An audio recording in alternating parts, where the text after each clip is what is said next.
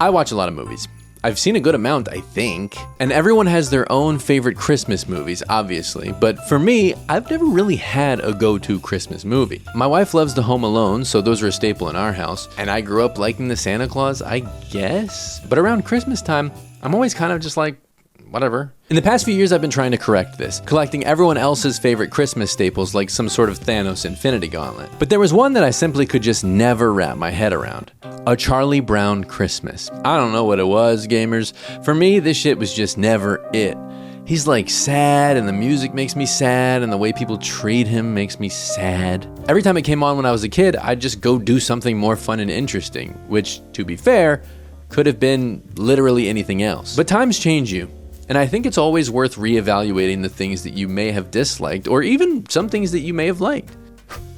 That's still good though. So this year I began Teaching Myself to Love, a Charlie Brown Christmas special, a Maddie is Talking special. So I thought that the best first thing to do would not to be research it like some sort of freak YouTuber essayist, but instead to watch it. So I put it on.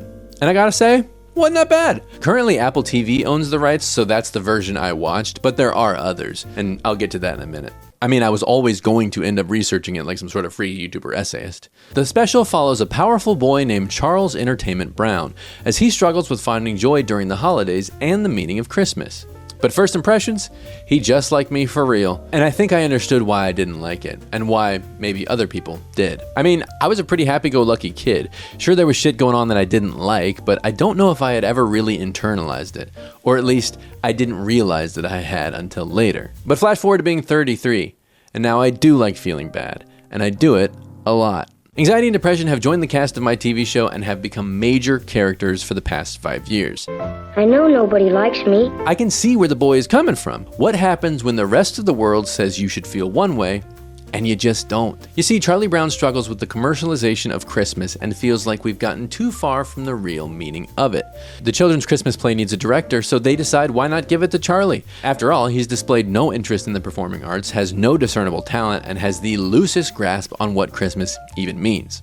Eventually, he decides that he needs to go and get a Christmas tree, something nobody else had thought needed to be in the Christmas play. Famously, he chooses a dinky little tree and everyone thinks he's a big-time dummy. But then Linus recites some Christmas stuff from the Bible talking about baby Jesus and says, "That's what Christmas is all about, Charlie Brown."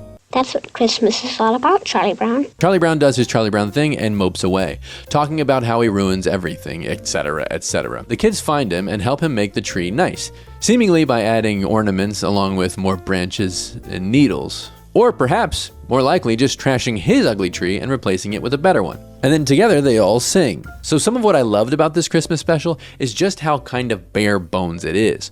Most of the time the sound design consists of nothing more than Vince Guaraldi's classic jazz bed and maybe a line or two or a sound effect. But sometimes there is just no sound at all.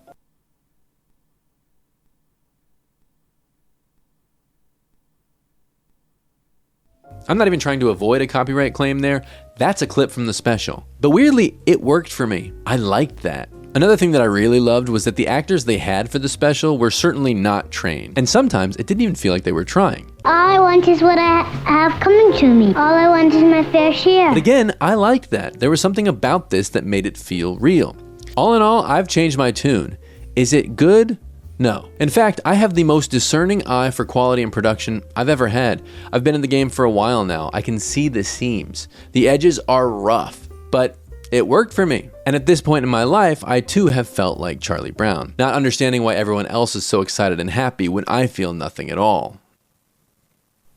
But obviously when I watch it now and when I watched it as a kid and when it was first released were all very different times. So I wanted to better understand how this came to be in the world that it was released into. I mean, back then Charlie Brown is all butthurt because they took the Christ out of Christmas. Now people are losing their minds because a lot of people don't even say Merry Christmas. His head would spin so fast he'd lose whatever remaining hair he got. As I dove into the production of the project, a lot more started to make sense. The rough and ready bare bones feel of the special was not by design, it was by sheer happenstance. And while this is the first Peanuts animated special, what's fascinating to me is that the squad, as it were, was formed previously for a different project that never aired.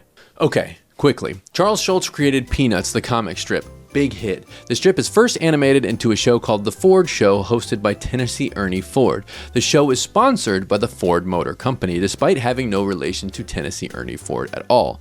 there's still synergy, I guess. Ford, the company, then does ads using the Peanuts characters in the early 60s, which were produced by animator and director Bill Melendez. Lee Mendelson, a documentarian and film producer, produced a documentary called A Man Named Mays about a baseball player named Willie Mays. Mendelson recognized the cultural significance of Peanuts and approached Schultz about making a documentary about him and the strip. Schultz, a big fan of baseball and the documentary, said okay. Mendelson wanted to include some animation and had seen the work Melendez had done on the Ford ads and hired him. While trying to come up with the music for the documentary, Mendelson recalled hearing a jazz pianist he liked on the radio, tracked down Vince Guaraldi, and hired him. The Avengers, as it were, had assembled. The project is produced, completed, and nobody buys it. It never airs on TV. About a year and a half later, though, in April 1965, the Peanuts gang are on the cover of Time. Suddenly, there's a market. At the ad agency McCann Erickson, one of the real-world antagonist agencies in the show Mad Men, they were trying to answer a request from one of their biggest clients. A sponsored Christmas special for none other than the Coca-Cola Company. You know, the creators of Christmas. An agent, John Allen, had seen the documentary A Boy Named Charlie Brown and presumably the Time cover and said, what about this? Mendelson, Melendez, and Schultz agreed, but oops, they only had 6 months to do it. The reason it feels rushed and slapped together? It was! They delivered the final product 10 days before it was scheduled to air, and they thought it was going to suck. In a making-of featurette on the 2004 Charlie Brown Christmas Special DVD, Bill Melendez tells of his concerns. I saw it complete for the first time in a large theater. I turned to my troops and I said, my golly, we've killed it. Lee Mendelson on the same DVD talks as well. And the two network executives who looked at it really didn't like the show. They thought it was too slow. They thought that the music didn't work. They thought the animation was too simple. And I really believe if it hadn't been scheduled for the following week, there's no way they were going to broadcast that show. So how did it go? Well, why don't I let Whoopi Goldberg, who was not part of the production at all, but for some reason is on the same DVD, looking like she just won Charlie Brown's Biggest Fan Award, tell you how it was received. It was watched by 45% of those watching television that night and was number 2 in the Nielsen ratings next to Bonanza. It went well, as you know. People loved it and they still do. It's become a staple of a lot of folks' holiday season. A few changes would happen to the product between the one that aired and the one you might have grown up with. For example, there was a bit more inclusion of Coca-Cola. Yes, the Christmas special that laments the commercialization of Christmas and celebrates the true meaning of it had a big fat sign that said, Coca-Cola did this. Eventually, these would be removed because of corporate battling and FCC regulations. Additionally, people started realizing that in subsequent airings of the special on ABC, it had been shortened from 25 minutes to 22 minutes, ironically, to make room for commercials. It can now be watched in a restored full-length version that still omits the Coca-Cola portions on Apple TV. And I'm sure they did that out of the goodness of their hearts in the true spirit of Christmas and are keeping it behind a paywall for a reason other than corporate greed. But what I find so interesting about all of this is that while it's still a beloved special, it was born from an ad campaign. Charlie Brown struggles to find the true meaning of Christmas in the face of the unrelenting commercialization of absolutely everything and prevails. Spoiler alert. It would be extremely easy for someone to reject this special as a depressing deal with the devil that is nothing more than a commercial for Coca-Cola that just had those parts erased. But I think the final product of this and the story of its production kind of perfectly exemplify the real meaning of Christmas. I think it's those rough edges that people like, that slow pace, the kids doing the voices, the silence throughout. Those were some of the things that separate it from everything else. The rough and jagged edges that are not only present, but I would argue are the charm of a Charlie Brown Christmas are there not by design, but in acquiescence to the pressures of the world that we live in.